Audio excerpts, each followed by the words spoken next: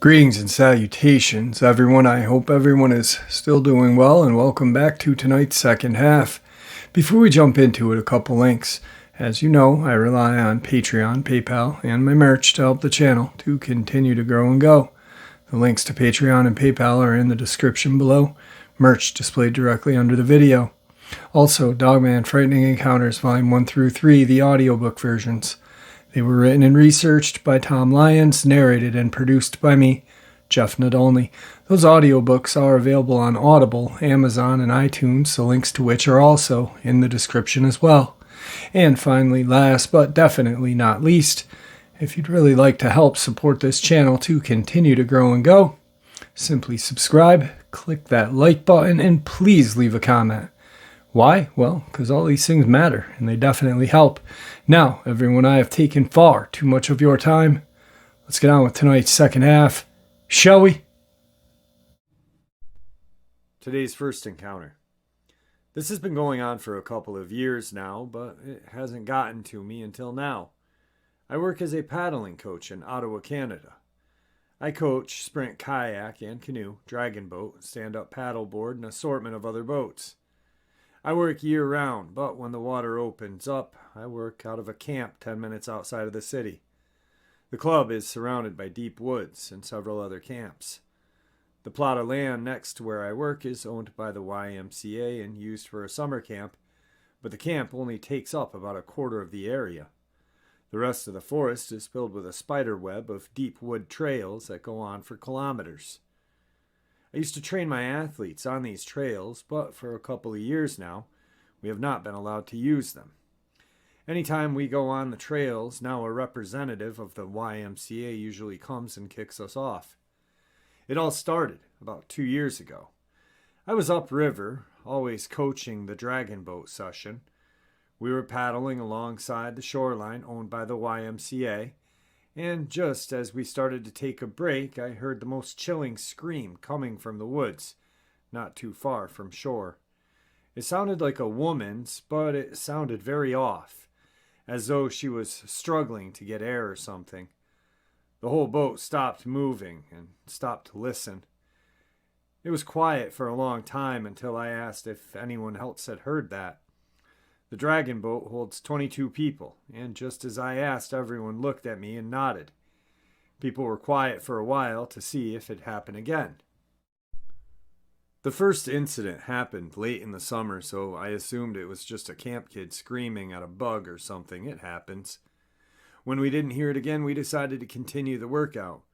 Just as we got going, however, it happened again. The same gargled scream just beyond the tree line, and everyone in the boat stopped to listen. I wasn't 100% sure what to do. I had never dealt with anything like this before. It was one of those things that you question constantly, not sure if what you heard was legit or not. I beached the dragon boat on shore just so we could take a look. Everyone was guessing that the source of the scream could not be more than beyond the tree line. A couple of the guys and I took a look around, but couldn't see anything. It was honestly a really chilling situation. We all eventually decided to call it a day and head back. I assumed it was just a camp group hiking the trails, and it eventually left my mind. Flash forward last summer. I heard the screams again only a handful of times over the season. I can't say how many times, but it couldn't have been more than 3. Each time it would happen to me and whoever I was with could never find where it was coming from. It was always the stretch of beach owned by the YMCA, never anywhere else. This all happened at different points of the summer. It was never just one part of the season. I want to say that this was not the only weird stuff going on. Besides the odd disembodied screaming, myself and others would hear a few different sounds coming from the woods by the club. This would include a weird rasping wind blowing through the forest, immediately followed up by the sound of what I could only describe as someone gutting a fish, but really loudly. It's so hard to explain, but I want to do that sound justice because it has just chilled me to the bone. The worst thing I experienced at work is somewhat too common nowadays. It usually happens when I have my younger training group with me. With this group, I coach mostly sprint canoe and sprint kayak, and the group ranges in ages from the youngest being 12 to the oldest being 17. I train the kids after school, and sometimes we go late just before the sun sets. Sometimes I'm stuck closing up the club in the dark with the kids, which is when this usually happens. From time to time, when it's just on the cusp of being dark out, me and my athletes hear footsteps coming from the woods that surround us. They always stop just short of the tree line. It doesn't sound like someone's running through the trails or anything like that, but as if someone's walking through the underbrush. Just as we hear it, myself and the kids always fall silent and look in the same exact place. This usually prompts everyone to drop whatever they're doing and hightail it to the parking lot and drive off. Now all of this would be fine. I'm a pretty tough guy. I don't scare easily. At least I didn't think so. But a couple of days ago, something finally put me over the edge. It's been an exceptionally warm spring in Canada, which has allowed me to start working on the water 3 to 4 weeks earlier than usual. I was out on the water with the Dragon Boat crew, and we were paddling up and down the range of beaches owned by the YMCA. And again, it happened.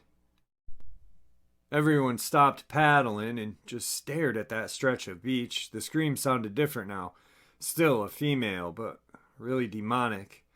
All the hair on my body stood on end. The whole boat laughed awkwardly, assuming it was just a member of our club, or a member of the YMCA hiking on the old trails. But I did not laugh. It hit me almost immediately. It could not have been a member of our club, because I was the last booking of the night. And it could not have been a member of the YMCA because it was too early in the season, and the YMCA camp has not even been opened yet for season. That was the other night, and I still have not decided what to do. This whole thing has put me on edge, and I have not allowed myself to stay later than 8 p.m. these last couple of days. It's not just me either. I've talked to a few other coaches at the club, and all of them have heard these strange screams and the footsteps leading up to the tree line, and we all don't know what to do about it. The screams usually happen a couple of times a summer, and usually in twos, so I will try to get a video of it happening, if I can. As I was narrating this experience, I instantly was brought back to my experience in 1994, summer of. The way he explained the scream is eerily similar to what I experienced with my friends that night, and how these things were walking just on the opposite of the tree line, just in that underbrush where we could not see them, but they could see us. It's a very terrifying experience. If you've ever experienced anything like that with one of these creatures or something similar, it's a sense of dread, emptiness, and helplessness. And then as we rounded the corner to get to the main road, and we saw the Dogman standing at the edge of the tree line waiting for us, it was almost like it wanted us to see this thing. An experience I'll never forget. I hope this guy never sees what I saw that night. So, moving on. Tonight's second experience. There's a town in Illinois called Beardstown. The town is very small, sundowner town that's run down and just wrong. I have stories upon stories about this place, but I need more info from people outside of my circle. The townspeople are complacent in their existence and have a seemingly jaded emotion to any mention of supernatural or just weird happenings in the town. If you happen to know anything or have any details of Cass County in general, I would appreciate any information on it. While I'm at it, I'll share an experience. I would often visit Beardstown to see my partner during my spring break. It was an escape from my life, and one of the only times we saw each other before we moved in together. He lived with his grandparents off of US 67 heading into town, right by the Swift plant. The road had houses on the left and fields to the right. Closer into town was a massive cemetery right across the plant. That was the main area we would occupy since it was a little out of town. I think out of all of the experiences, I have a good starter. The night the moon disappeared. A lot of things happened that night that were just bizarre and not right. My fiance and I were heading back from St. Louis, March 22nd, 2019. It was specifically a waning gibbous and was directly behind us for the drive.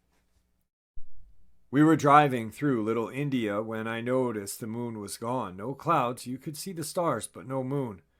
We stopped at a Conoco on the road and got out to have a look because it felt absolutely wrong. It was nowhere in sight. But we had to be home by 8 p.m. We drove into the area and headed towards this creepy church outside of town called Shiloh Church. It was abandoned and creepy and a whole different entity. The road before and after the church is covered in thick trees and had a dip in the road.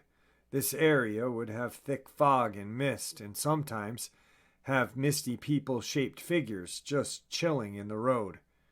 We had the radio on low at like 5 or 6 just because we were freaked out about everything. When we hit the dip in the road, our radio jumped up and down in volume and my fiance turned the radio off. It immediately turned back on and the lights started flickering. The air got heavy and cold and suddenly my fiance slows down and then speeds up. It scared me and all he said was deer. After a bit we started getting to Beardstown and he breathed out really long and told me what he saw.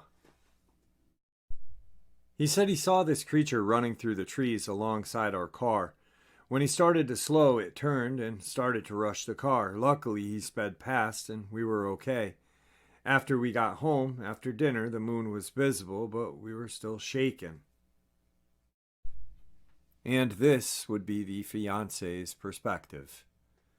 I'll describe the creature as best I can, and the easiest way I can is by stating how I first encountered it. Several months before the event, I was taking a coworker home down the winding road. The area is full of narrow, winding roads surrounded by trees. And saw what I first thought was a large deer walking into the road. Of course, I hit my brakes so I wouldn't hit it. I thought it was a deer because it was large and quadruped with thick hind quarters and a long neck. The animal stopped in the center of the road and turned its head to me, and that's when I noticed it was wrong. The face was flat, gaunt, with large white eyes that caught the light like a cat's eye. It did not have fur. It was hunched more like something walking unnaturally on all fours. It did not have hooves, but crooked hands. It stared at me for what felt like forever, while my car filled with the smell of rotting meat, and then moved on. Months later is when the above event happened. I could smell the same stench, and it had the same hunched, twisted posture. It moved faster than an animal should, and its face was wretched, right out of a nightmare. It was not a deer or a dog with mange. I'd also like to mention that it is commonplace in Beardstown to see what are, for a lack of sensitivity, tweakers who lie in crumbled heaps in the road nude, sometimes in feet of snow, and skittering about like insects when approached. I've seen them myself, and I've also seen people on drugs, and I can see a difference. Something is deeply wrong with Beardstown, Illinois. Tonight's third encounter. Let's preface this. I don't do drugs. I rarely drink.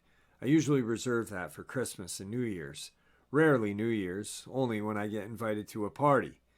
And not so often a weekend beer or glass of vodka or rum. Heck, I don't even smoke cigarettes. I am addicted to Coca-Cola, though. And I live in a fairly unsafe area, 2 blocks away from where the subway fell in Mexico, if that matters. So when you go out, you get used to looking everywhere and at everyone and run at the first sight of trouble.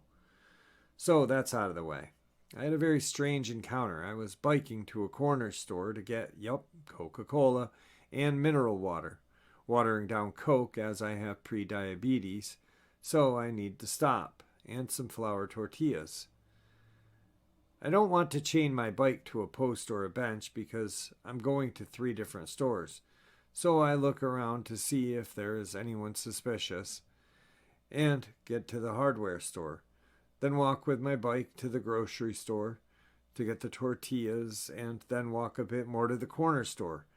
So I get to the entrance and look around. No one is sus. So I leave the bike and enter. And when I go out, I look around again. And there's this dude walking, a bit sus, so I take notice. Tall, lanky, pale looking, jet black hair, shoulder length. One of those goth looking fedoras. And a long coat, black, and boots. He was holding a black umbrella. He definitely looked the goth person type, just the exact way a previous coworker of mine used to look some years back. I think to myself, these people usually look grim on purpose, nothing to see here, and turn my bike around and prepare to mount it. Then he comes into the corner of my eye. I can see the black clothes. 1 millisecond later, when he is in my sight, he is no longer a he, but 2 she's, short, around 5 feet. A bit on the chubby side, as opposite the lanky dude.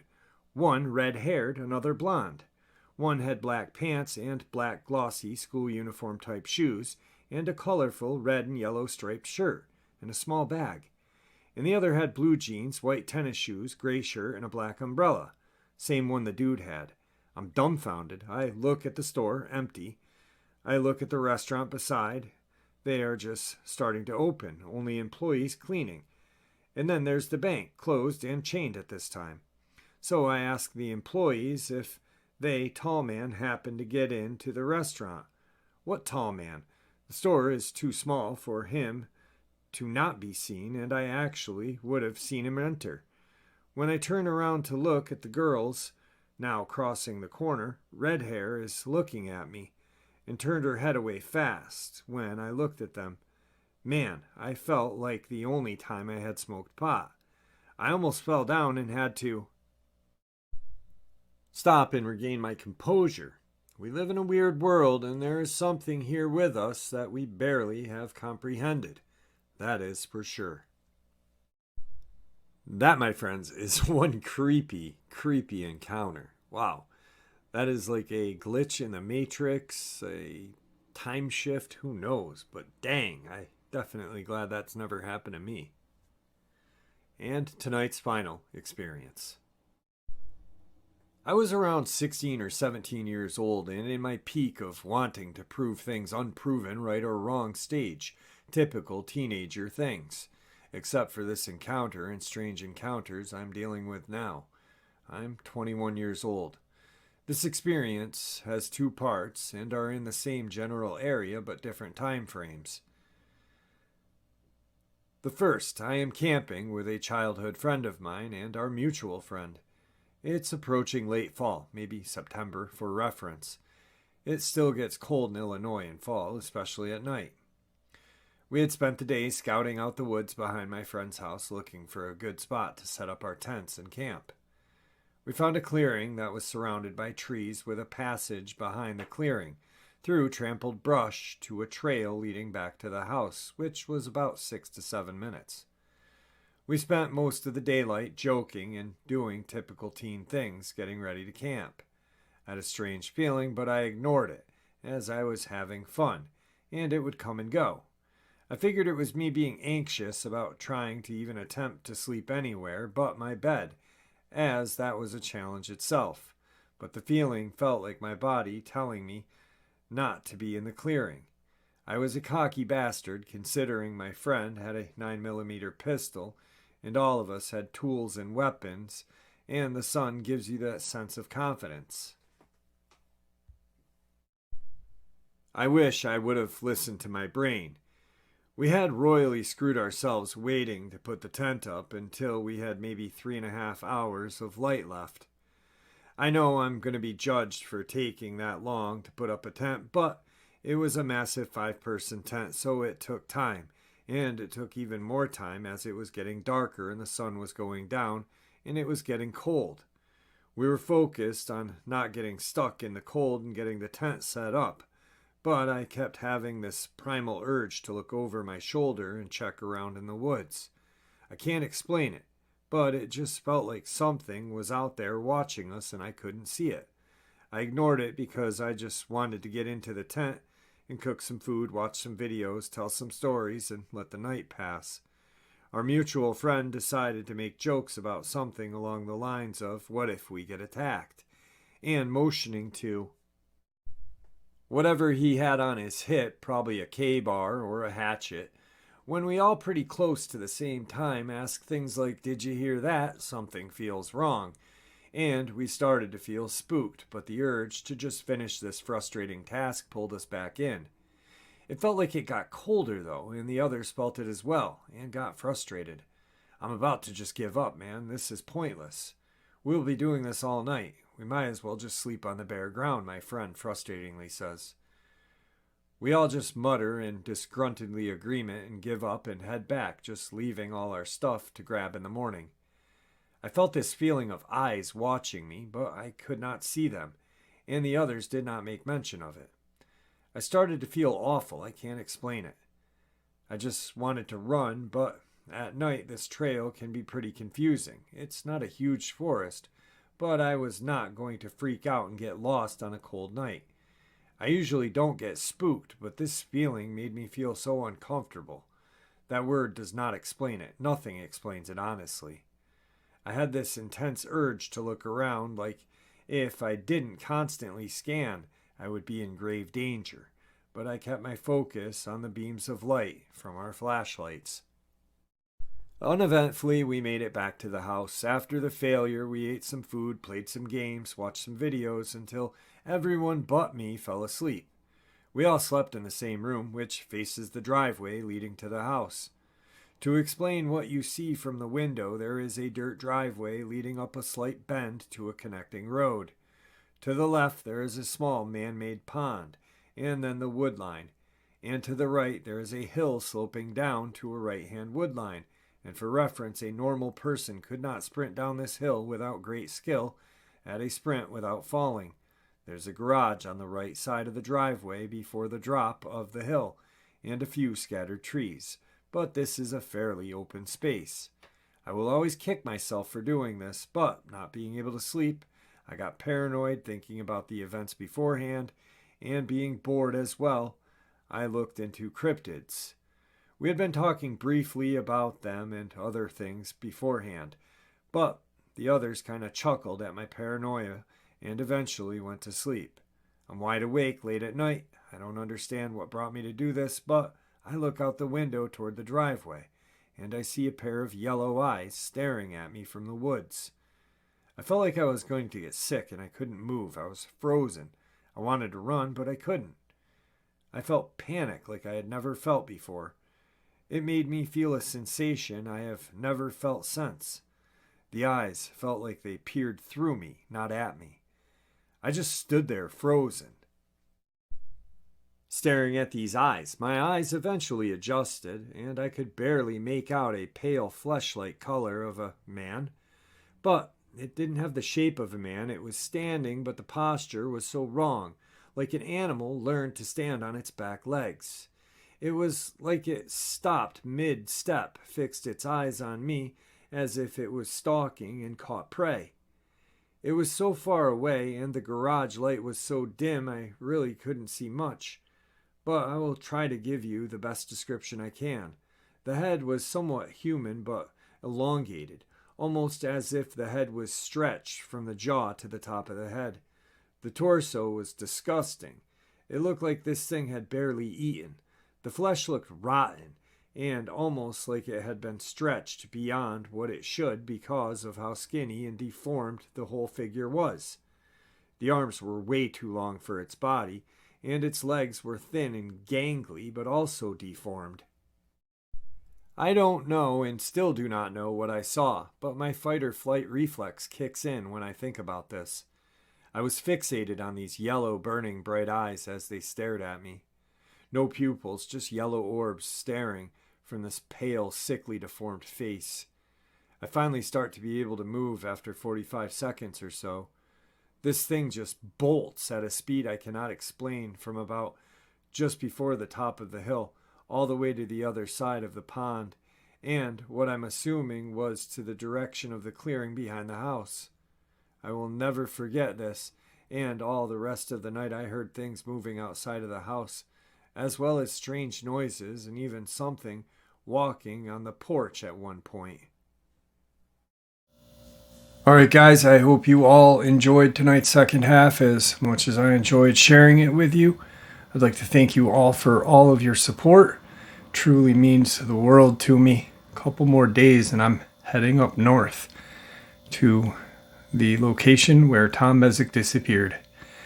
I'm getting more and more excited about it, honestly. Can't wait. Anyway, guys, stay safe, stay happy, and stay healthy. And may the Great Spirit watch out for us all. May He guide us down that path we call life.